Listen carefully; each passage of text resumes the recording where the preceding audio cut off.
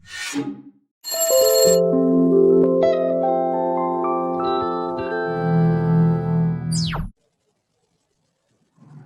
वालेकुम। अल्लाह के नाम से, उस सृष्टिकर्ता के नाम से प्रारंभ करते हैं कि जो रहमान है, जो कृपावान है, दयावान है। मैं नौशाद उस्मान, औरंगाबाद, महाराष्ट्र, इंडिया से आप सभी का स्वागत करता हूं वॉइस ऑफ मानवता के इस कार्यक्रम में, जिसका नाम है पैगाम अमन। हम चर्चा करते हैं हर कार्यक्रम में किसी एक विषय को लेकर। आज का विषय बड़ा प्यारा विषय है, अंधेरों से प्रकाश की ओर। जमात इस्लामी हिंद नाम का एक समाज सेवी संगठन है, एक उदारवादी संगठन है, व्यवस्था परिवर्तन के लिए काम करता है भारत में। उस संगठन की जानिब से महाराष्ट्र में 22 से 31 जनवरी 2021 के बीच में एक 10 दिन का अभियान वो संगठन चला रहा है, जिसका शीर्षक ही ये है, अंधेरों से प्रकाश की ओर। और हमारा विषय भी आज यही है। इस पर आज चर्चा करने के लिए जमात इस्लामी हिंद का जो संदेश विभाग है महाराष्ट्र प्रदेश का, उसी के सचिव हमसे जुड़े हैं, मोहम्मद समी साहब। माननीय मोहम्मद समी साहब जलगांव से हैं और जो है काफी सामाजिक जो है कार्य में जो है उनका योगदान रहा है। उस हमसे जो है वो इसी वॉइस ऑफ मानवता के जो संचालक है वो माननीय मेघराज सिंह जी खालसा भी जो है पेंसिल्वानिया अमेरिका से जुड़े हैं हमसे। और माननीय हबप यानी हरिभक्त परायण जिसे कहा जाता है हमारे मराठी समाज में, तो हबप निवृत्ति महाराज जुड़े हैं। औरंगाबाद के पास एक जो है वो सब अर्बन है, चिकलठाना और गांधीली नाम का एक जो है मकाम है, वहां से जो है संत तुकाराम महाराज आश्रम से जुड़े हैं माननीय हबप निवृत्ति महाराज। आप तीनों का भी मैं बहुत बहुत स्वागत करता हूं अपना कीमती समय देने के लिए। तो शुरुआत करते हैं चर्चा की। मैं सबसे पहले, मेरा प्रश्न है माननीय मोहम्मद समी साहब से कि आप बताइए कि अंधेरों से प्रकाश की ओर ये जो विषय है, तो दुनिया में आज कौन कौन से अंधेरे हैं, बताइए। मैं संक्षिप्त में उन अंधेरों को आपके सामने प्रस्तुत करता हूं। सज्जनों और भाइयों, मनुष्य के स्वयं अस्तित्व, जीवन उद्देश्य का ज्ञान आज मानव को नहीं है। ये अज्ञान था, ये बड़ा अंधेरा है। अंधेरों का परिणाम है भ्रम, भ्रांतियां और भटकाव के मार्ग। मनुष्य को स्वयं अपने अस्तित्व, जीवन उद्देश्य का ज्ञान नहीं है। अज्ञानता के अंधेरे में वो जीवन के हाथ में ठोकरें खा रहा है। भांति की समस्याओं, त्रासदियों, विटंबनाओं तथा विफलताओं से जूझ रहा है। झूठ, फरेब, छल कपट, ईर्ष्या, द्वेष, लाभ, लालच, स्वार्थ, अवसरवाद के अंधेरे समाज और व्यवस्था को डस रहे हैं। घर की चार दीवारी में दंपतियों के पारस्परिक संबंध अविश्वास, कलह, दुर्व्यवहार और कलह से ग्रसित है। संबंध विच्छेद के मुकदमे न्यायालयों में बढ़ते जा रहे हैं। माता पिता और संतान के संबंध कमजोर हो रहे हैं। बूढ़े माता पिता वृद्धाश्रम में आश्रय पाने की स्थिति में आ गए हैं, जिसमें जो है व्यवस्था का बिगड़ना और समाज का बिगड़ना, दुष्कर्मों का बढ़ावा, मानवता को जो है भूलता जा रहा है, वो भौतिकवाद के शिकार होता जा रहा है। तो ये सारे दुष्कर्म हमारे समाज के अंदर हो रहे हैं। तो ये है सारे अंधेरे जो समाज में आज बढ़ते चले जा रहे हैं। जी बहुत बहुत धन्यवाद, बहुत ही विस्तार से बताया सनी साहब ने अंधेरे। निवृत्ति महाराज, मैं आपसे प्रश्न करना चाहूंगा कि सबसे बड़ा अंधेरा इनमें से कौन सा है? जैसे कि बहुत सारे अंधेरे बताए, जैसे कि लॉकडाउन में नास्तिकता और ईशद्रोह और अध्यात्म से दूरी वगैरह, ये भी खासतौर से युवा वर्ग में बढ़ रही है, तो ये बहुत बड़ा अंधेरा है। और भी इस ताल्लुक से अध्यात्म के जगत में जो अंधेरे है, आप बताइए। जी, तो आस्था के अंधेरे और मान्यताओं के अंधेरे, ये भी एक अंधेरे हैं। इस विषय में विस्तार से बताइए। ठीक है नौशाद भाई, आपने जो प्रश्न पूछा बहुत अच्छा प्रश्न है। सबसे अपना जो कार्यक्रम है अंधारे से उजिले इधर चल रहा है, किंतु सबसे बड़ा अंधेरा कौन सा है? भगवान हर समय में दिखता है, हर समय में आपको उनका अनुभव आता है। हवा चलती है और जीव जंतु वो सब चलता है, पृथ्वी निर्माण हुआ है, समुद्र तैयार हुआ है, इसलिए सब में भगवान है और दिखता है, बोलता है। इसके बगैर आपको बोलना आता नहीं। वो भगवान नहीं तो वो भगवान दिखता नहीं, किंतु अपने को उसके बगैर दिखता नहीं।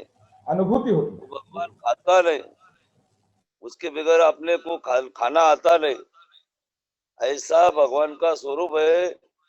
हर दिन हर पाव में आपको प्रतीत आता है, मालूम पड़ता है, किंतु सबसे बड़ा अज्ञान यह है कि भगवान नहीं है। सबसे बड़ा अज्ञान है।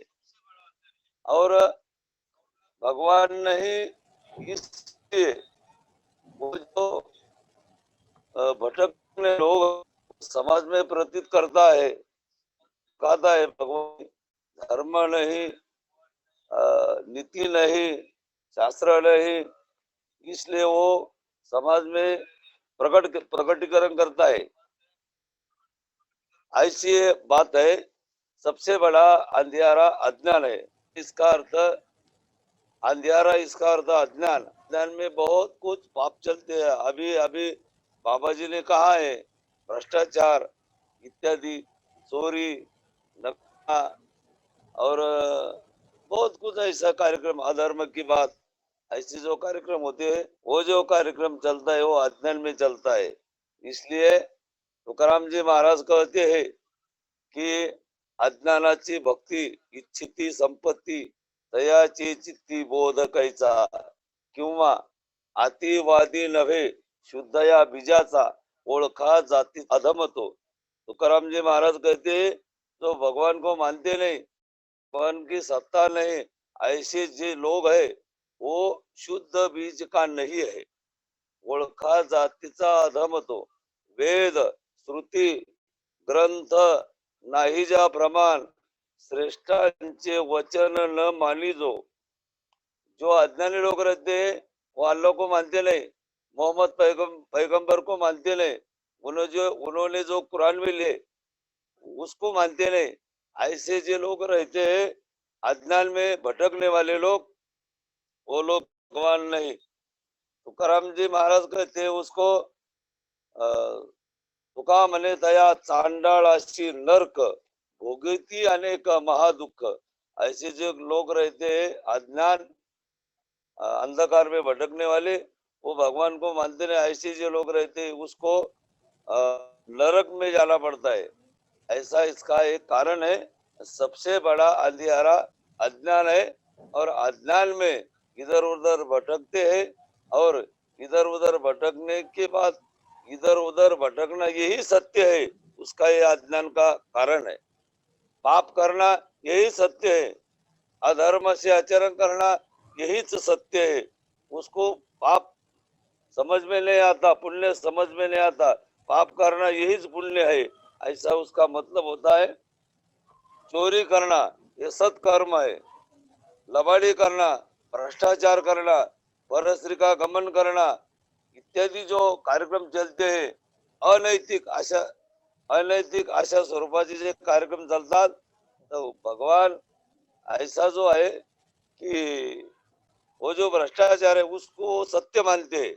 अज्ञानी लोगों का ये कार्यक्रम है, इसलिए सबसे बड़ा अंधियारा अज्ञान है। हमारे तुकाराम महाराज अपने महाराष्ट्र के संत ज्ञानोबराया, अपने महाराष्ट्र के संत रामदेवजी महाराज, उन्होंने सबने यही कहा है, सबसे बड़ा अंधियारा अज्ञान है, और इसलिए वो सबसे बड़ा पाप करता है, और पापाचारों में आचरण करता है, यही सबसे बड़ा अज्ञान है। बहुत बहुत ऐसा धन्यवाद मैं आपको महाराज। पता है। बहुत ही बुनियादी बात महाराज ने कही है कि असल जो है वो है आस्था, वो है क्या है, मुझे हिंदी आती नहीं जाती। जी बिल्कुल, बहुत अच्छी हिंदी का मैं प्रयास किया आपने महाराज, बहुत बहुत धन्यवाद आपका। मैं आपके पास फिर से आऊंगा, आप जुड़े रहिए। सबसे बुनियादी बात कही कि वो है ईमान का, वो है आस्था का अंधेरा, उसी से सारे जो है आचरण में अंधेरे आते हैं। अगर से आदमी के अंदर रहा, दिल में और दिमाग में अंधेरा भरा हुआ रहा, तो बिल्कुल आचरण वही होना है, वो चोरी करेगा ही, वो भ्रष्टाचार करेगा ही, वो विचार करेगा ही। इसी यही प्रश्न मैं पूछता हूँ वॉइस ऑफ मानवता के संचालक माननीय मेघराज सिंह जी खालसा साहब से कि आखिर दुनिया में जो है क्या क्या अंधेरे, बताइए। पहले तो नौशाद भाई साहब, मैं आपका धन्यवाद करता हूं जो अपना इतना अच्छा प्रोग्राम किया है, उजाले अंधेरे से उजाले की ओर। और दूसरा, जमायत इस्लामिक हिंद का भी धन्यवाद करता हूं जिन्होंने इतना सोचा, क्योंकि ऐसा इस माहौल के अंदर सोचना ही एक कमाल की बात है। क्योंकि आज जो है किसी को रोटी की लगी है, किसी को पानी पीने की लगी है, किसी को कोई कहीं बलात्कार कर रहे हैं, कोई कहीं कर रहे हैं, कोई कुछ कर रहे हैं। लेकिन ऐसे वक्त में ऐसे ऐसे मतलब सोच लेना ये बहुत कमाल की बात है। इसके वो ये सोच सकता है जिसके ऊपर वाहिगुरु की, अल्लाह की, गौर की जो एक ही है जिसकी बख्शीश हो सके, वो ऐसे सोच सकता है। तो मैं आपके सारे संगठन का स्पेशल धन्यवाद करता हूँ जो आपने मुझे इन्वाइट किया और इसमें जो है मतलब ऐसा प्रोग्राम किया। तो देखो, इसमें इन्होंने भी बताया है और भाई साहब ने बताया, मोहम्मद साहब ने बताया, मोहम्मद जी ने, तो ये बहुत सारी समस्याएं हैं। समस्या तो बता दी हैं, लेकिन समाधान भी इनमें छुपा हुआ है। लेकिन जो समस्या मेन जो है, इन्होंने जो बताया कि भगवान को जो नहीं मानते हैं और वो मतलब नरक में जाए, जहाँ पर इनकी वैसी बात करें, लेकिन बिना सोचे समझे किसी चीज को मान लेना भी गलत बात होती है। अगर भगवान के बारे में अगर हमें कोई कहता है कि हमें पानी पीना है, पानी पीने से प्यास बुझाती है, तो पानी जब तक हम नहीं पिएंगे तो कैसा पता लगेगा उसके प्यास बुझती है उसे। तो जब तक भगवान को हमारे दर्शन नहीं होते तो हम कैसे मान ले उसको। पहली बात तो यह है कि भगवान के चक्कर में, भगवान से जो दूर हुए लोग आज क्यों नफरत करते हैं भगवान से, क्योंकि भगवान के नाम पे लोगों ने इतना लूटा, उनको इतना लूटा ना, भगवान को ही मना करते हैं, भगवान है ही नहीं। दूसरी बात, ये जो मतलब जो अंधेरे की बात की आपने, इसमें जो है कल्चर जो है, जिसको परंपरा बोला देता है आजकल लोग, जो कल्चरल गुलामी मेरे हिसाब से जो है, सारी समस्या जो है कल्चर के अंदर फंसी हुई है। क्योंकि मैं जब यहाँ गोरों से बात करता हूँ तो गोरे जो हैं, तो वह कई बार उनके अंदर इतनी मतलब 1% भी पेशेंस नहीं है उनके अंदर। बहुत सारे से बात करता हूँ, बहुत सारे पेशेंस जो बात कर रहा हूँ, ये आज से 3 साल पहले ऐसे नहीं था। मैंने अपने आप को चेंज किया, मैंने ये वक्त में चेंज करवाया मुझे अपने आप को। लेकिन जो है, मुझे लगता है कि अगर मैं ये सुन रहा हूँ कि ये मुसलमान है, ये यहूदी है, ये क्रिश्चियन है, ये मतलब ये सिख है, तो ये आतंकवादी है, ये उग्रवादी है, ये वो है, तो मेरे अंदर नफरत की आग जल जाएगी उनके प्रति। अगर नौशाद भाई सुनते हैं कि ये मुसलमान है, ये भी अल्लाह का प्यारा है, ये क्रिश्चियन है, ये भी वाहिगुरु का है, ये सिख है, ये भी वाहिगुरु का पैदा गया है, तो आपके अंदर प्यार पैदा हुआ। तो प्यार से जो समानता निकलती है, प्यार से जो एक दुनिया के अंदर जो निकलता है, एक प्यार, समानता और विश्वास और एक दूसरे के प्रति प्यार निकलता है। तो ये जो है मेन जो समस्या है यहाँ पर है कि कल्चर के अंदर जो गुलामी प्रो दी गई है। ब्राह्मणों ने क्या किया आज तक, जिसको धर्म बताया है, वो 5000 साल से धर्म को ही धर्म बता रहे हैं, और अंधेरे में इतना धकेल दिया, उनको खुद ही नहीं पता लगा वो धर्म को मान रहे, धर्म को मान रहे। तो ऐसा जो है मेरे हिसाब से अंधेरे की जड़ तो यही है। और यहाँ से जो है ना, हमें सबको अगर इससे बाहर निकलना, वो नेक्स्ट क्वेश्चन बताएंगे जी। ये संक्षेप में मेघराज जी आप बताते थोड़ा संक्षेप में बता दिए। आप ही ने बताया था कि पहले आप मुसलमानों से नफरत करते थे, लेकिन बाद में आप मोहब्बत करने लगे हैं। ये आप ही ने बताया था कि आपके गांव में जो है मुसलमानों को नमाज पढ़ने के लिए भी जो है वो लोग नहीं देते थे, उनको हकाल जी। देते थे, और ऐसे लोगों में आप शामिल थे, लेकिन बाद में आप मोहब्बत करने लगे हैं जी। जी, जी तो ऐसे कई लोगों को अंधेरों से उजाले में लाना है। ईश्वर से प्रार्थना है कि वो आए। आप ही से प्रश्न है मेरा मेघराज जी कि जी आखिर ये कैसे अंधेरे दूर होंगे, कैसे जो है ये छटेगा, ये तिमिर, ये अंधेरा, बताइए।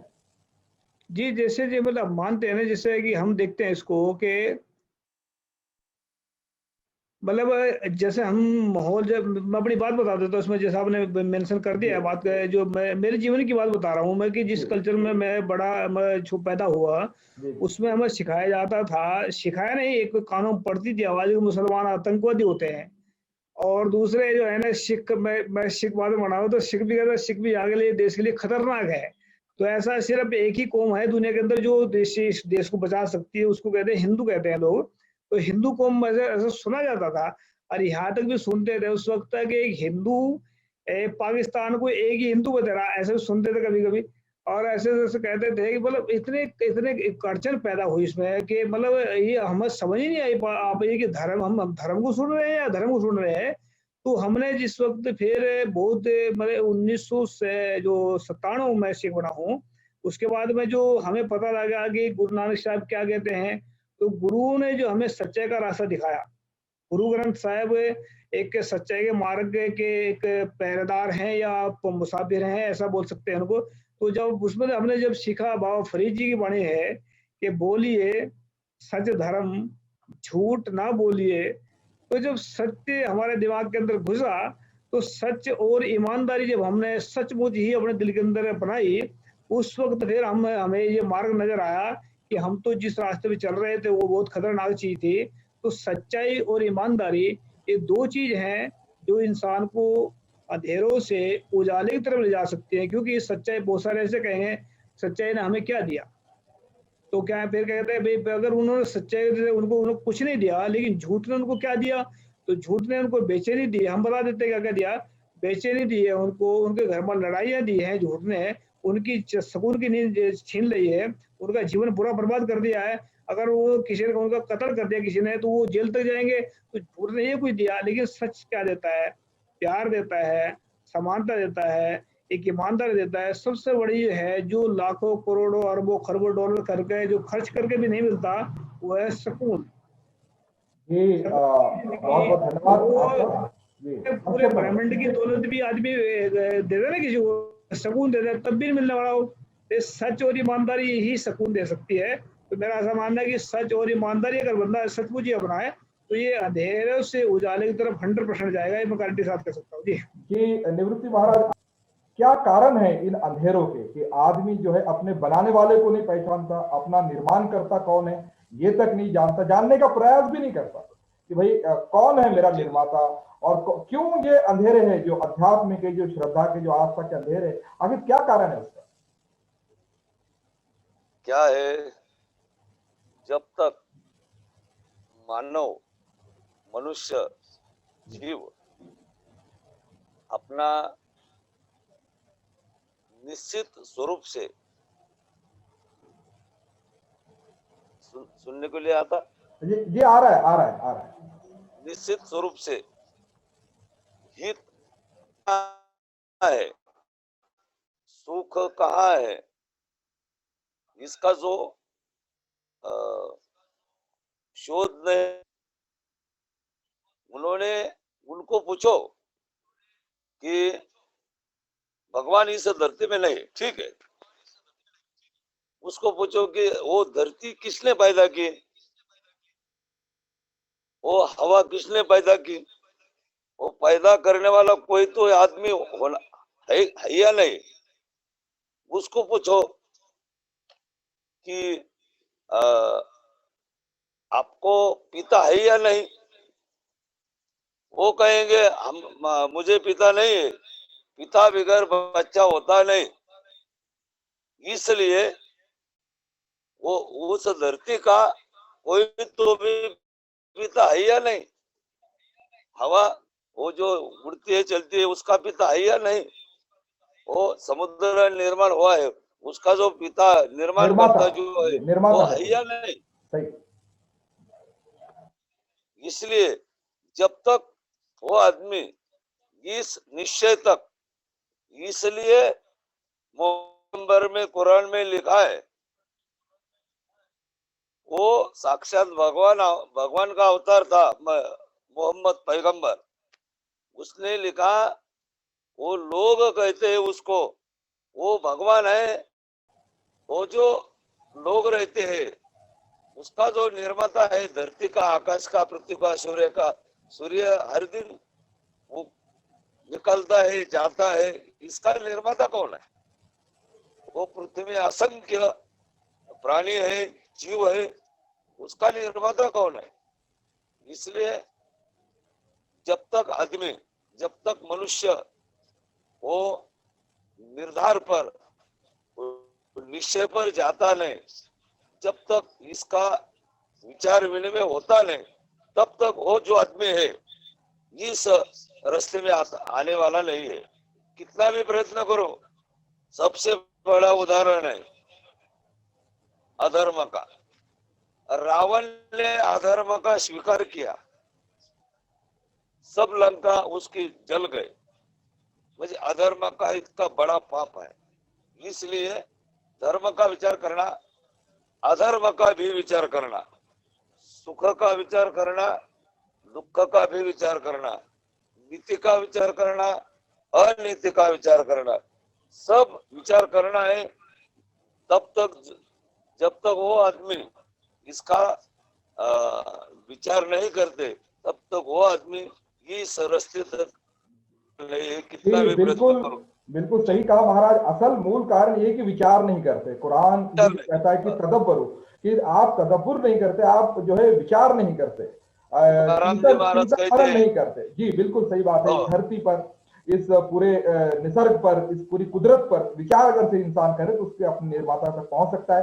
बिल्कुल सही बात कही। अवतार के विषय में महाराज ने, सिर्फ अवतार शब्द का जो है मैं एक्सप्लेन कर देता हूं। संस्कृत भाषा का शब्द है। डॉक्टर वेद प्रकाश उपाध्याय संस्कृत के बहुत बड़े विद्वान रहे, उन्होंने इसका अर्थ बताया।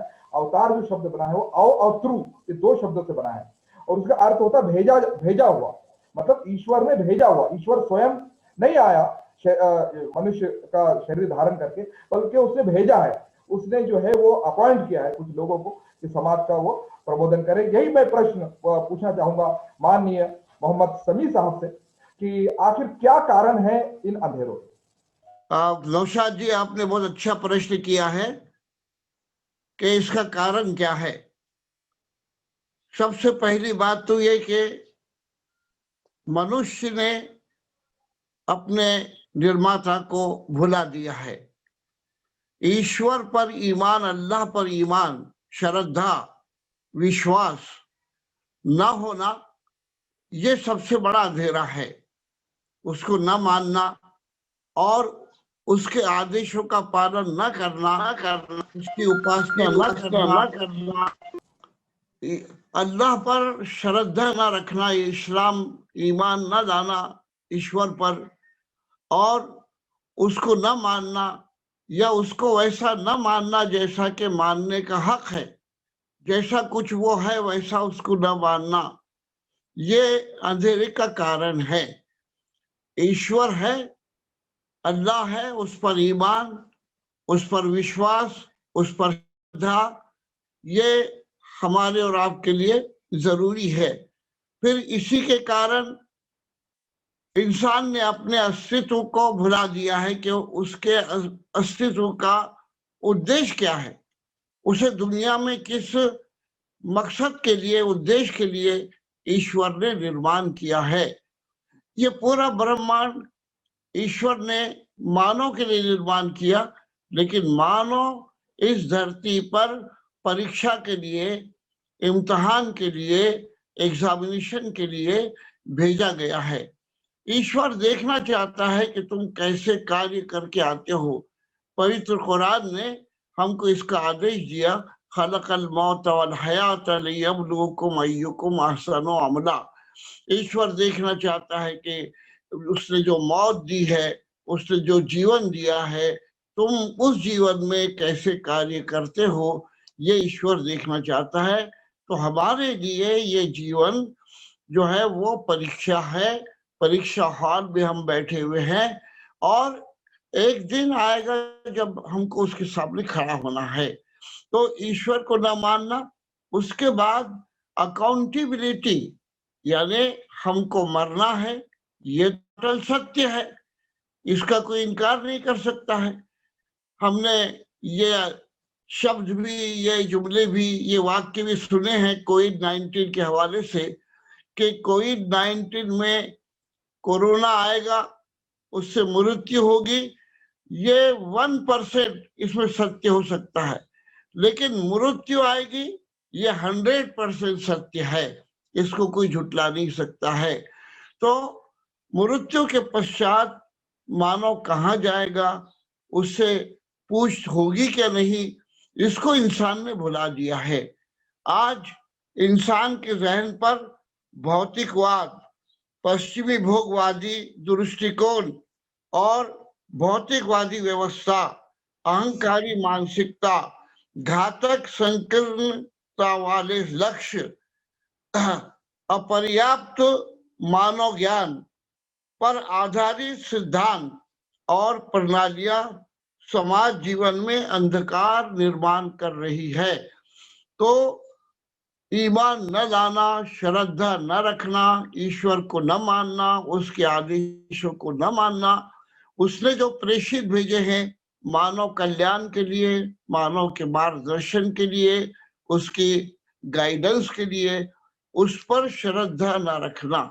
फिर ये कि अपने भीतर जो संबंध है वो बंधुत्व का संबंध है, वो प्रेम का संबंध है, वो एकता का संबंध है, वो एक दूसरे के साथ सहानुभूति का संबंध है, ईमानदारी का संबंध है, एक दूसरे की समस्याओं को बांटने का संबंध है, एक दूसरे के दुख दर्द में शरीक होने का संबंध है, एक दूसरे की परेशानियों को दूर करने का संबंध है।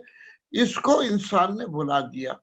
अपने आप में इंसान आज मस्त है, सेल्फ ओरिएंटेड, फैमिली ओरिएंटेड, मैं और मेरा परिवार, मेरे पड़ोस में कौन रहता है, मेरे नेबर कौन है, शेजारी कौन है, मेरे मोहल्ले बस्ती में कौन रहता है, और इंसान की पीड़ाएं क्या है, उनकी समस्याएं क्या है, उनकी परेशानियां क्या है, मुझे इससे क्या लेना देना। ये जो मनोवृत्ति पैदा हो गई है, ये भी इसका कारण है। ये भोगवादी मनोवृत्ति, ये भौतिकवादी मनोवृत्ति, मानसिकता, ये भटकाव है, अहंकारी मानसिकता, ये घातक संकीर्णता वाले लक्ष्य, ये सारे जो है इस अंधकार के कारण है। तो खास बात यह है कि मानव ने एक तरफ अपने निर्माता को, सृष्टा को, ईश्वर को, अल्लाह को भुला दिया। उस पर ईमान लाना, क्योंकि ईश्वर स्वयं प्रकाश है और वो मानव को प्रकाश वही दिखा सकता है, दूसरा कोई मानव को प्रकाश नहीं दिखा सकता। मानव का दृष्टिकोण जो होता है वो संकुचित होता है। मानव कभी अपने लिए सोचेगा, कभी अपने परिवार के लिए सोचेगा, कभी अपने ज्यादा से ज्यादा बस्ती वालों के लिए, मुल्क वालों के लिए सोचेगा, बाहर की दुनिया से मुझे लेना देना क्या है। लेकिन जब मानव का विश्वास ईश्वर पर होता है, वो ईमान लाता है, तो ये पूरे मानव जाति उसको अपने भाई मालूम होते हैं। तो ईमान लाना ये बहुत जरूरी है। ईश्वर स्वयं प्रकाश है और प्रकाश ज्ञान का प्रकाश, मानवता का प्रकाश, प्रामाणिकता का प्रकाश, सहानुभूति का प्रकाश, एक दूसरे को दुख दर्द में शरीक होने का प्रकाश, एक दूसरे की समस्याओं को जो है निपटाना, दूर करने का जो है ये प्रकाश कहाँ से मिलेगा? अल्लाह ईश्वर की तरफ से मिलेगा। अल्लाह स्वयं प्रकाश है। पवित्र कुरान कहता है अल्लाह नूरु समावाति वल अर्द। अल्लाह ईश्वर ये सृष्टि का, धरती का, आकाश का ये नूर है, प्रकाश है, लाइट है। उसने ये प्रकाश मानव को जो दिया है वो दो मार्ग से दिया है। उसने अपने ग्रंथ अवतरित किए और अपने प्रेषितों को इंसानों में से जो ऊंचे ऊंचे जो है नैतिकता के इंसान थे उनको अपना प्रेषित चुना है। उन प्रेषितों के माध्यम से मानव को प्रकाश दिया है, मानव को सतमार्ग दिया है, मानव को कल्याण का मार्ग दिया है। तो पवित्र कुरान यही बात कहता है। अब आखिर में हर देश में, हर युग में, हर जो है समाज में, हर दौर में ईश्वर के प्रेषित और पैगंबर, संदेशता, मैसेंजर्स आते रहे हैं। उन्होंने एक ही संदेश दिया, सबने कोई अलग अलग संदेश नहीं दिया। और सबसे आखिर में मोहम्मद पैगंबर सल्लम है जो पूरी मानवता के लिए प्रकाश बनाकर भेजे गए हैं, मानवता के लिए कल्याण बनाकर भेजे गए हैं, कल्याणकारी बनाकर भेजे गए हैं, लाभ पहुंचाने बनाकर भेजे गए हैं। उन पर जो पुस्तक अवतरित हुआ, ग्रंथ अवतरित हुआ, पवित्र कुरान, ये भी मानव को प्रकाश देता है। जैसा कि खुद कुरान में ये कहा, अलिफ लाम रा किताबुन अंज़लनाहु इलैका लितुखरिजन नास मिनज़्ज़ुलुमाति इला नूर बिइज़्नि रब्बिहिम इला सिरातिल अज़ीज़िल हमीद के अलिफ लाम रा, हमने ये ग्रंथ ऐ मोहम्मद सल्लम आपकी तरफ अवतरित किया है ताकि आप मानव को अंधेरों से निकाल कर रोशनी में लाओ, उस रास्ते की तरफ लाओ, उसके हुक्म से, उसकी इजाजत से और उसके ऑर्डर से, ईश्वर के ऑर्डर से तुम इनको प्रकाश में लेकर आओ, उस मार्ग की तरफ जो ईश्वर की तरफ जाता है। और ईश्वर कैसा है? ये अजीज यानी जबरदस्त है, उसे उसका कोई वो मोहताज नहीं है किसी का। वो कुन फयकुन कह दे, हो जाता, वो चीज हो जाती है। वो सर्वशक्तिमान है, वो सर्व चीजों का ज्ञान रखता है, आगे का भी, पीछे का भी, वर्तमान भी, भूतकाल भी और भविष्य काल का भी ज्ञान उसको है। उसने ये पवित्र कुरान के माध्यम से, धर्म ग्रंथों के माध्यम से हमें प्रकाश है। उस प्रकाश में मानव को लाना आज आवश्यकता है। और ये प्रकाश ईश्वर किसको देता है? एक बात पर सुन लीजिए, ये प्रकाश मानव किसको देता है? जो उस पर श्रद्धा रखते हैं। पवित्र कुरान कहता है कि अल्लाह वलियुल्लज़ीना आमनू युखरिजुहुम मिनज़्ज़ुलमाति इलन-नूर वल्लज़ीना कफरू औलियाहुमुत तागूत युखरिजुनहुम मिनज़्ज़ुलमाति मिनन-नूर इलज़-ज़ुलमात उलाइका अस्हाबुन नार हुम फीहा खालिदून। ईश्वर सहकारी है, ईश्वर मददगार है, अल्लाह मददगार है उन लोगों का जो उस पर आस्था रखते हैं, ईमान रखते हैं, श्रद्धा रखते हैं, उसको मानते हैं, उससे डरते हैं, ईश्वरायन है, ईश भीरू है, ईश भीरुता उनके हृदय के अंदर है और उनको ईश्वर के सामने खड़े होकर जवाब देना है। ऐसे श्रद्धावान लोग जो है, ऐसे ईमान वालों को ईश्वर प्रकाश में लाता है, अंधेरों से निकाल कर। और जो उसमें आस्था नहीं लगते, शैतान का दोस्त बन जाता है, सहकारी बन जाता है, उनका जो है मार्गदर्शक बन जाता है, उनको भटकाता है, सत्य से असत्य की तरफ ले जाता है और प्रकाश से अंधेरी की तरफ ले जाता है। और ऐसे ही लोग दुष्कर्मी हैं, ऐसे ही लोग नरक में जाने वाले हैं, उसमें हमेशा रहने वाले हैं। तो ये मानना इंसान के लिए जरूरी है। और उसके बाद ये कि हम सब मानव जाति आपस में भाई भाई है एक दूसरे के, हमारे दरमियान में कोई भेदभाव नहीं, कोई उच्च नीचता नहीं, कोई छूत-छात नहीं, कोई बड़ा छोटा नहीं, सब ईश्वर के सामने समान है। यहाँ दो ही जाति है, एक सत्कर्मी, एक दुष्कर्मी। एक ईश्वर को मानने वाला, श्रद्धा रखने वाला, उससे डरने वाला, उसके आदेशों पर चलने वाला, इंसानों के साथ अच्छा व्यवहार करने वाला, शांति निर्माण करने वाला, बंधु भाव निर्माण करने वाला, न्याय प्रस्थापित करने वाला और दूसरा अन्याय करने वाला, भ्रष्टाचार करने वाला और झूठ बोलने वाला, धोखाधड़ी करने वाला और व्यभिचार करने वाला, शराब पीने वाला, सट्टा खेलने वाला, जुआ खेलने वाला, सारे दुष्कर्म करने वाले ये एक जाति है और सत्कर्म करने वाले ये एक जाति है। तो ये भी एक संक्षेप में मैं आपके पास आऊंगा, थोड़ा संक्षेप में मैं इसके बाद आऊंगा इंशाल्लाह। ठीक है, चलिए जी। तो यही सवाल लेकर हमारे पास समय बहुत कम है। बहुत अच्छी बात बता रहे थे मोहम्मद समी साहब। तीसरा जो मैं प्रश्न पूछूंगा तो उसके उत्तर में आप ये सारी चीजें बता सकते हैं। मेघराज सिंह जी, आखिर अब आपको हमको ये बात वाजे होगी कि अंधेरे क्या है और उसका कारण क्या है, लेकिन फिर भी इंसान क्यों नहीं जागरूक होगा? कैसे राहें जो है निकलेंगी? क्या उपाय हो सकते हैं? कुछ प्रैक्टिकल आप सुझाव बताइए हमें कि कैसे अंधेरे दूर होंगे। जी, बड़ा अच्छा सवाल किया आपने। जैसे मैं उदाहरण देकर बताऊंगा। एक जैसे इंसान का मन एक होता है, ईश्वर की बात करते हैं हम, अल्लाह की बात करते हैं, गॉड की बात करते हैं, वो भी एक होता है। इसको मतलब भगवान, अल्लाह या गॉड, ईश्वर सब अलग अलग नाम से पुकारते हैं, लेकिन है एक ही। जैसे पानी को नीर कहता है, कोई जल कहता है, कोई कुछ कहता है, लेकिन पानी पानी एक ही है। ऐसे ही अगर एक मन इंसान का, जैसे भारत के अंदर जो है ब्राह्मण हम कहते हैं, इसने करोड़ों नहीं अरबों खरबों लोगों का दोषी है, क्योंकि इसने ब्राह्मण ने इंसान को इंसान से इंसानियत को तोड़ दिया। और इन्होंने इतनी जगह बांट दिया मन को इंसान की कि 33 करोड़ की जगह बांट दिया मन को। तो जब एक बीज को अगर मान लीजिए, अगर एक बीज को हम धरती में बोते हैं तो वो अगर सही जमीन हो तो उसका पेड़ बन करके वो फल दे देगा। अगर इसके 4 टुकड़े कर दिए जाए एक बीज के, तो ना तो जमेगा ना वो फल लगेगा उसमें। तो एक मन के अंदर अगर 33 जगह, उसको 33 करोड़ जगह बांट दिया हो तो उसमें तो क्या निकलेगा? तो ब्राह्मणों ने जो गुनाह किया है वो लोगों को काटने का, लोग इंसानों को तोड़ने का, तो इसमें 33 की जगह अगर ये एक मन को एक जगह लगा दें या सच की तरफ दौड़ा दें इसको, तो सच जो है इंसान को एक इतना मतलब बेसच और ईमानदारी, दो चीज मेरे हिसाब से मैंने ये पकड़ी है जिंदगी में।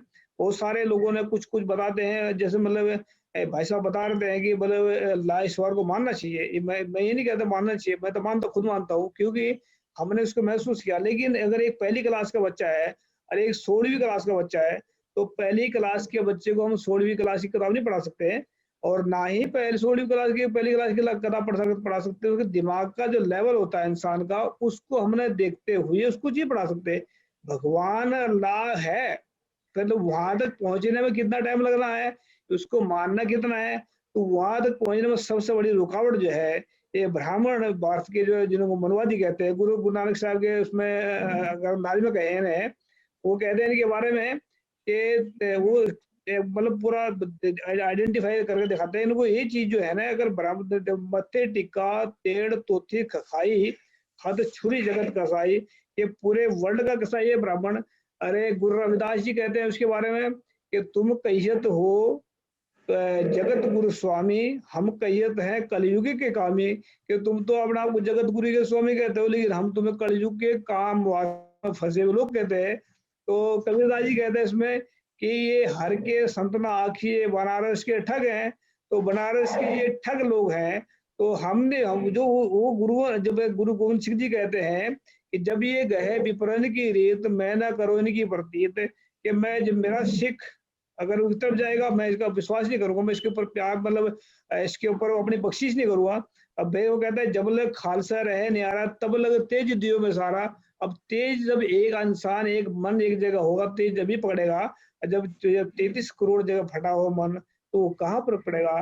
तो ये सबसे बड़ा जो अंधेरा का कारण है, सबसे बड़ी जो समस्या है ब्राह्मण है भारत के अंदर, ये मनुवादी योगी है। इन्होंने इंसान को इनसे इतनी जगह बांट दिया क्योंकि उसको समझ ही नहीं आई है कि वो कहाँ पर गलत है कहाँ पर सही है।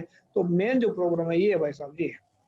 ये बात तो सही है कि जिनको ज्ञान दिया गया था उनकी ये जिम्मेदारी थी कि वो जो है प्रकाश को बांटते सभी जातियों में और सभी समाज के सभी वर्गों में। ये बात बिल्कुल सही है। किसी ने बिल्कुल सही कहा है कि बुराइयां बुरे लोगों के कारण नहीं फैलती, अच्छे लोगों के खामोशी के कारण फैलती है। जिनके पास प्रकाश था उनकी जिम्मेदारी ये थी कि समाज के हर एक वर्ग को, हर एक इंसान तक वो पहुंचते। ठीक है, कुछ लोग कोशिश कर रहे हैं, कुछ लोग प्रयास कर रहे हैं इस प्रकाश को बांटने की, और यही हमारा प्रयास है, इसीलिए हम चर्चा कर रहे हैं। महाराज, आप संक्षेप में बताइए हमें, निवृत्ति महाराज, कि कैसे जो है वो अंधेरा दूर होगा, कैसे प्रकाश फैलेगा, बताइए। अंधेरा अज्ञान दूर कैसा होगा? वो जो जब तक इंसान अपना स्वयं मैं कहां से आया और कहां जाना है, और आने के बाद और जाने के पहले इस जन्म में मैंने क्या करना है, जब आत्मज्ञान, तक इसका विचार वो आत्मज्ञान। आदमी नहीं करता। हाँ। मैंने आपको कहा है, जो आदमी दुराचार करता, दुष्ट कर्म करता, उसको पूछो, दुष्ट कर्म करने के बाद अंत में बूढ़ेपन में आपको सुख लगता है कि दुख?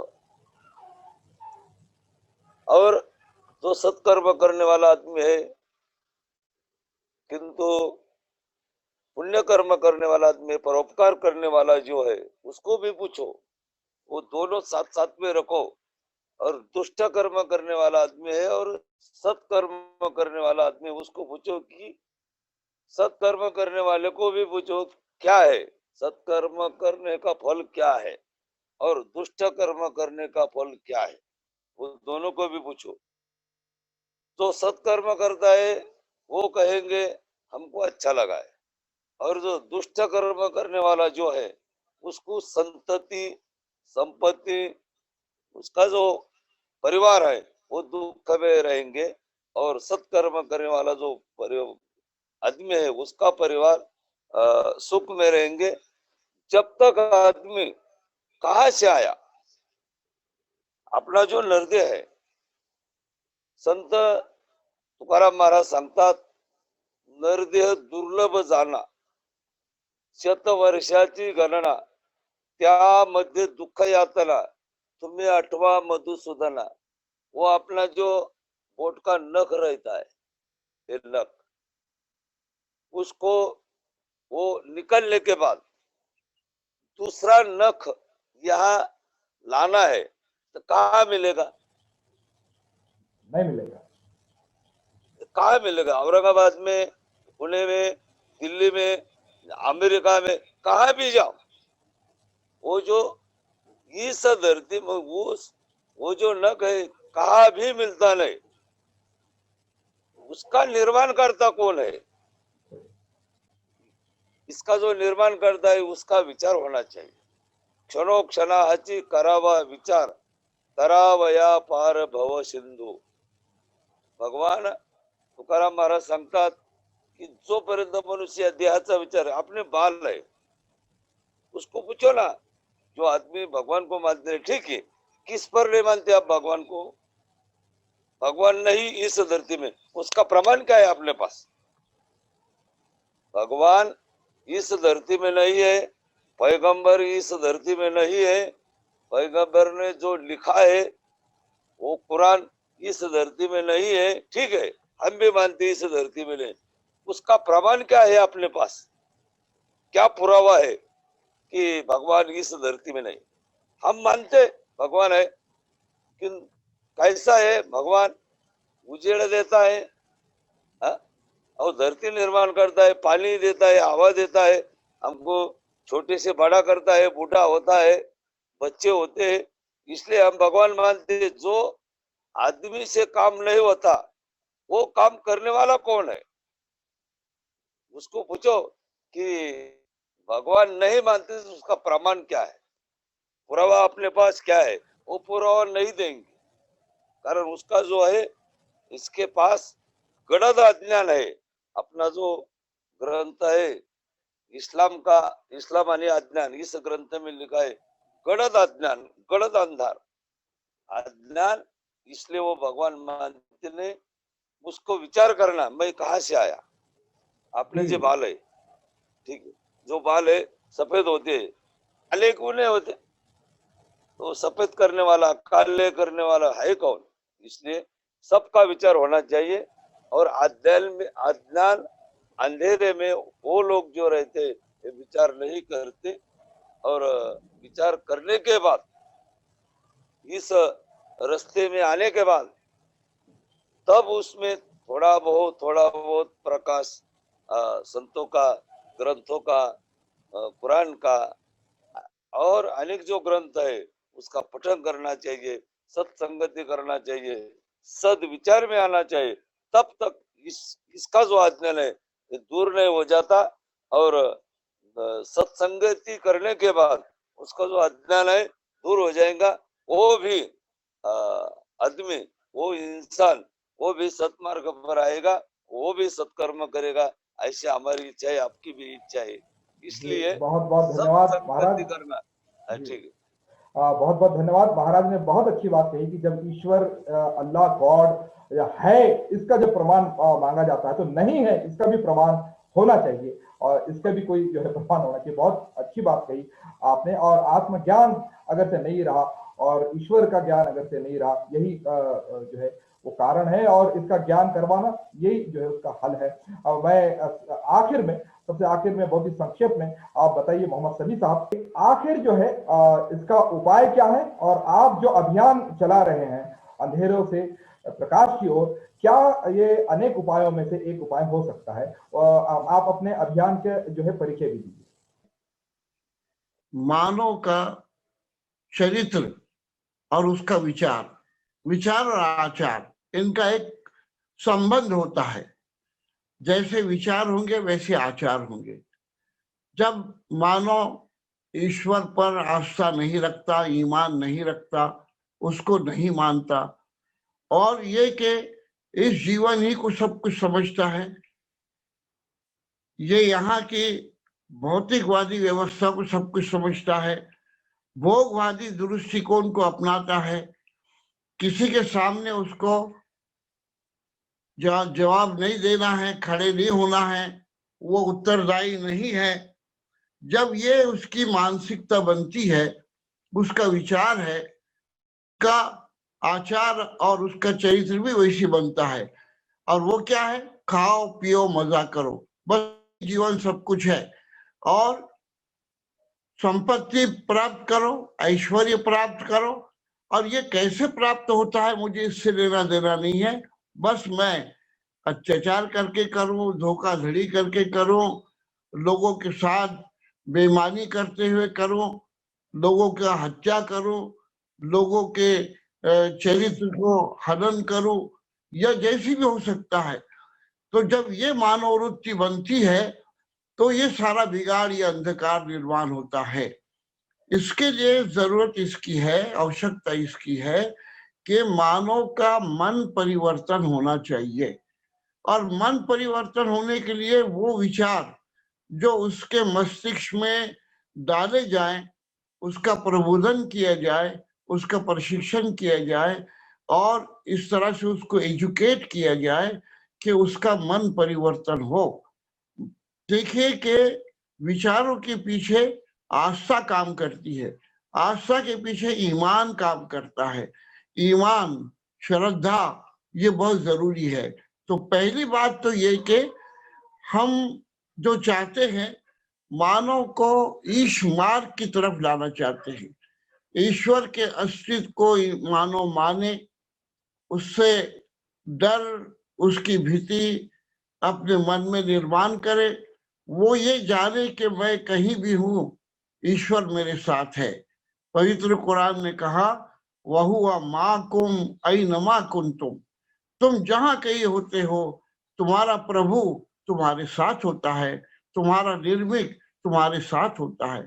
वो तुम्हारे बिल्कुल, वो जो हमारी नस होती है जो कट जाए तो आदमी मर जाता है, उस नस से भी करीब होता है, उस स्नायु से भी करीब होता है, और वो हमारे मन में, हृदय में उठने वाले विचारों को भी जानता है। हम जो कर रहे हैं उसको भी जानता है, जो करने वाले हैं उसको भी जानता है।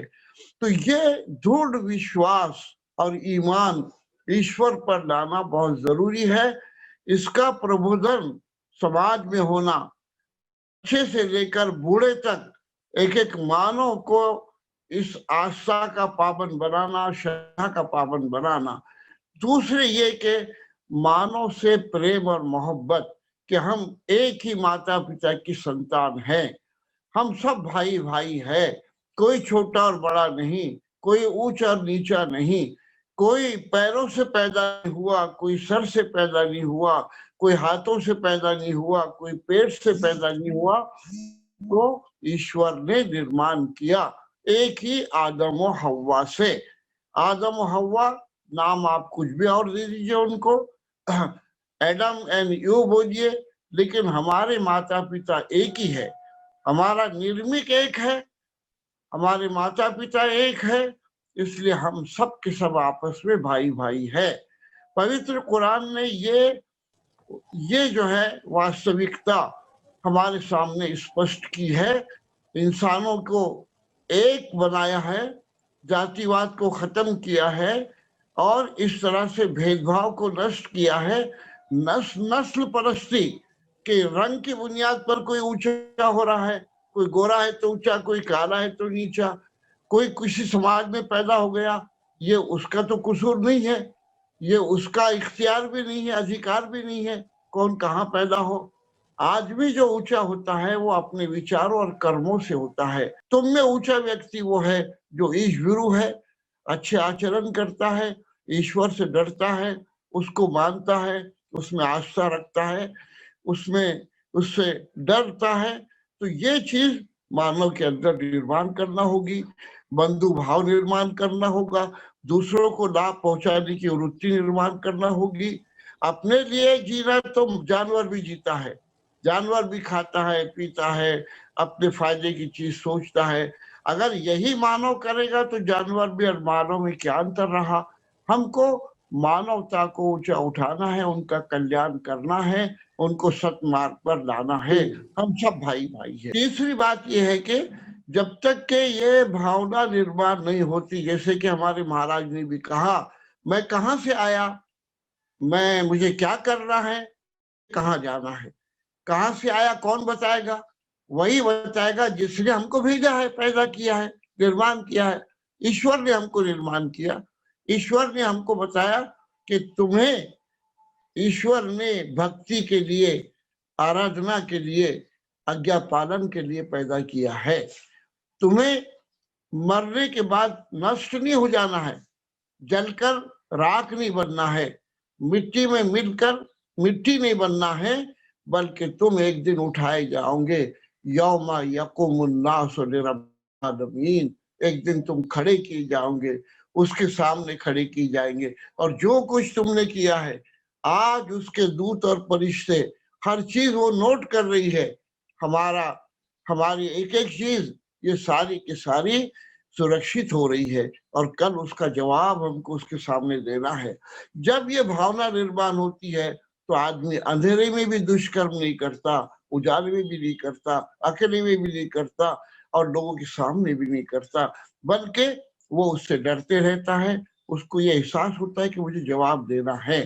तो हम ये जो अभियान चला रहे हैं, इस अभियान के माध्यम से हम यही संदेश मानव को देना चाहते हैं, उनका मन परिवर्तन करना चाहते हैं। तो हम इस माध्यम से ये चाहते हैं कि घर घर जाकर सभी भाइयों को, कोई विशेष समाज को नहीं, मुस्लिम समाज हो, कोई दूसरे धर्मों के समाज हो, पूरे मानव समाज को हम ये संदेश देना चाहते हैं, उसका मन परिवर्तन करना चाहते हैं। घर घर जाकर हमारे जो है डेलीगेशन जाएंगे, हमारे वफद जाएंगे, हमारे लोग काम करेंगे, हम सब साथ लेंगे और इस तरह से समाज के अंदर प्रबोधन करेंगे। हमने इसके लिए लिटरेचर तैयार किया है, फोल्डर्स तैयार किए हैं, मराठी में, अंग्रेजी में, हिंदी में, उर्दू में, और ये सब बंधुओं तक, भाइयों बहनों तक पहुंचा रहे हैं। हमारे मर्द भी, पुरुष भी कार्य करेंगे और हमारी महिलाएं भी कार्य करेंगी। महिलाएं भी हमारा उतना ही हिस्सा है, उतना ही उनका मर्तबा है जितना हमारा मर्तबा है, उतना ही उनका हक है जितना हमारा हक है। वो भी इस अभियान में शामिल है। और सारे धर्मों के लोग लॉन्चिंग प्रोग्राम में जो 22 तारीख को हो रहा है, हमारे महाराज निवृत्ति महाराज हबोप, उसमें हमारे विशेष अतिथि है और चीफ गेस्ट है, और महाराज सतपाल महाराज जो ये भी हबोप है और कीर्तनकार है, ये भी आ रहे हैं, और एडवोकेट कामरे साहब जो आवाज चैनल चलाते हैं, ये भी आ रहे हैं, मौलाना कलीम सिद्दीकी साहब मुसलमानों के जो धर्म गुरु है वो भी आ रहे हैं, मौलाना दरियाबाजी साहब वो भी आ रहे हैं। हमने कई 10-15 लोगों के बाइट्स लिए हैं, इंटरव्यूज लिए हैं, उसको हम सोशल मीडिया पर वायरल करेंगे। हमने क्लिप्स बनाए हैं, हमने वीडियोस बनाए हैं, हमने स्टिकर्स बनाए हैं, और उससे अच्छा मैसेज उनका प्रबोधन इंसानों को हम करेंगे। और हम ये चाहते हैं कि हम इसके माध्यम से सब एक साथ आए और अपने समाज को दुरुस्त करने की कोशिश करें, और ईश्वर भीति निर्माण करें, मानव प्रेम निर्माण करें, और ईश्वर के सामने हाजिर होने की, अकाउंटेबिलिटी की, उत्तरदायित्व होने की ये भावना निर्माण करें, तो अच्छा समाज बनेगा। ये संक्षिप्त में इस अभियान का उद्देश्य है। और हम ये अभियान के हद तक ही काम नहीं कर रहे हैं, हमारा मिशन है ये, हमारा विषय ये कि इस समाज को अच्छा बनाकर ईश्वरीय आदेशों से उसको अवगत कराए और इंसान को इंसान बनाए। आज इंसान नहीं मिल रहा है। किसी ने कहा था ना कि मानुष द्या मला मानुष द्या, आज मानुष नहीं है, इंसान नहीं है, आज इंसान बिगड़ गया है। और हम क्या कर रहे हैं कि इस दुष्कर्म को दूर करने के लिए, कैसे एक उदाहरण देता हूं मैं, अगर किसी वृक्ष की कोई फांदी, पत्ते और फूल और फल ये जो है खराब हो रहे हैं, तो अगर हम उस फांदी को, उस ब्रांच को पानी में रखेंगे तो क्या वो अच्छा फल देगी? क्या वो अच्छे पत्ते देगी? नहीं देगी। वो जड़ों को हमको पानी देना पड़ेगा। तो हम जड़ों को दुरुस्त करना चाहते हैं, हम मनों को मन परिवर्तन करना चाहते हैं, हम अच्छा प्रबोधन करना चाहते हैं। और इस्लाम ने जो प्रकाश दिया है कुरान के स्वरूप में, मोहम्मद सल्लम के आदेशों के स्वरूप में, हम उनको इंसान के सामने रखते हैं और लोगों से कहते हैं कि भाई इस पर विचार करो, इस पर सोचो, इस पर गौर करो। ठीक है, आप जो मजहब को, धर्म को मानते हैं, ये आपका इख्तियार है, ईश्वर ने भी आपको अधिकार दिया है। हम सब धर्मों का आदर करते हैं, महापुरुषों का आदर करते हैं, लेकिन सत्य मार्ग मानव के लिए एक है, वो ईश्वर का मार्ग है। और अंतिम रूप से वो प्रेषित मोहम्मद सल्लम के माध्यम से, कुरान के माध्यम से मिला है। हम ये संदेश, ये पैगाम तमाम मानवता को देते हैं, वो मुस्लिम हो, अमुस्लिम हो, कोई भी जाति जमाती के हो, सुशिक्षित हो, अशिक्षित हो, मर्द हो, औरत हो, पुरुष हो, स्त्री हो, सबके लिए हमारा एक पैगाम है। सबके लिए अमन का, शांति का, मोहब्बत का, प्रेम का, बंधु भाव का, न्याय का ये संदेश हम इंसानों के सामने रखते हैं, इस माध्यम के रूप से भी और उसके बाद भी। ये संदेश मानवता के लिए है। सनी साहब का वो अंतिम जो है वो वाक्य था, और वॉइस ऑफ मानवता पर जो है ये संदेश सुनाया जा रहा है, ताकि अंधेरों के, अंधकारों के घटाटों अंधियारे में सिसकती हुई मानवता को बचाया जा सके। इसीलिए प्रयास था, और वॉइस ऑफ मानवता इसमें जो है वो सहयोग कर रहा है, पूरा सहयोग कर रहा है इस पैगाम को पहुंचाने के लिए। फिर से वॉइस ऑफ मानवता और विशेषकर उसके जो संचालक हैं माननीय मेघराज जी खालसा साहब का बहुत बहुत धन्यवाद।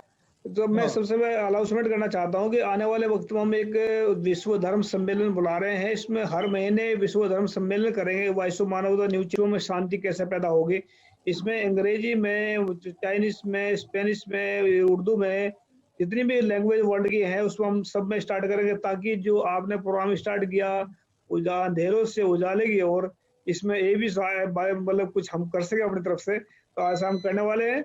और पूरी आप लोगों की साथ, आप लोगों को पूरा साथ चाहिए हमें, और हम उम्मीद के साथ में कह सकते हैं आप लोग पूरा साथ देंगे। बहुत बहुत धन्यवाद। बहुत अच्छा प्रयास, बहुत अच्छा प्रयास, धन्यवाद। कोई प्रश्न है तो हमारा एक टोल फ्री नंबर है, उसे आप नोट कीजिए 1800 572 3000। यानी 1800-572 से 3000, इसको आप जो है सेव कर लीजिए। ये टोल फ्री नंबर है, कोई प्रश्न है तो आप पूछ सकते हैं, किसी भी भाषा में आप प्रश्न पूछ सकते हैं, उसे उत्तर मिलेगा। ये एक हेल्पलाइन है ताकि मानवता निकल सके अंधेरों से प्रकाश की ओर। धन्यवाद।